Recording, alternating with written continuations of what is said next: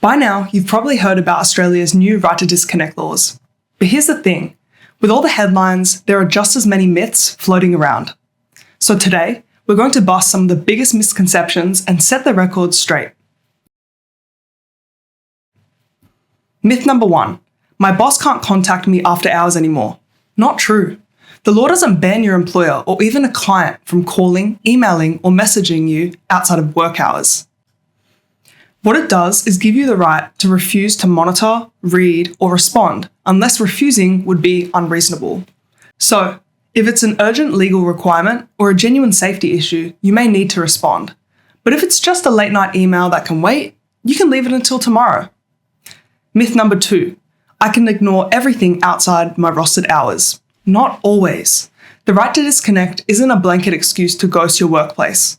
Whether your refusal is reasonable depends on things like how urgent the matter is, how disruptive the contact is, whether you're being paid extra to be available, your level of responsibility, and even your personal circumstances. In other words, it's case by case. Myth 3, if I'm on call or working overtime, I can still say no. This one's a big myth. If you're rostered overtime or if you're on call and receiving an allowance for it, then yes, you're expected to monitor and respond to calls. Some awards and agreements spell this out really clearly, especially in sectors like healthcare or hospitality. Disconnecting doesn't override those obligations. Myth 4, casuals and part-timers don't get this right. Wrong again. The right to disconnect applies to almost all employees under the Fair Work Act. Full-time, part-time, casual, fixed-term, hybrid, remote, or on-site. If you're an employee, you're covered. The question isn't whether you have the right, it's whether refusing contact is reasonable in your circumstances. Myth 5, if I actually use this right, my career will suffer. This one comes up a lot, and it's simply not true. In fact, the whole point of this law is to support healthier working lives. Setting clear expectations about after-hours contact doesn't make you look less committed. It makes you more sustainable. Employees who are able to properly disconnect report better mental health, lower burnout, and higher productivity during normal hours.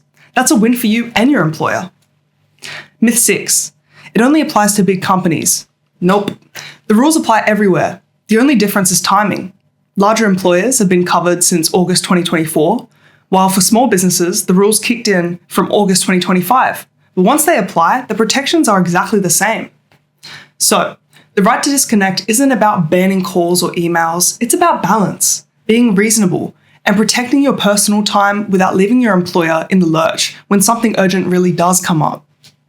If you want a deeper dive into what this means for both employees and employers, including practical tips on policies, disputes, and penalties, we've put together a full guide on our website.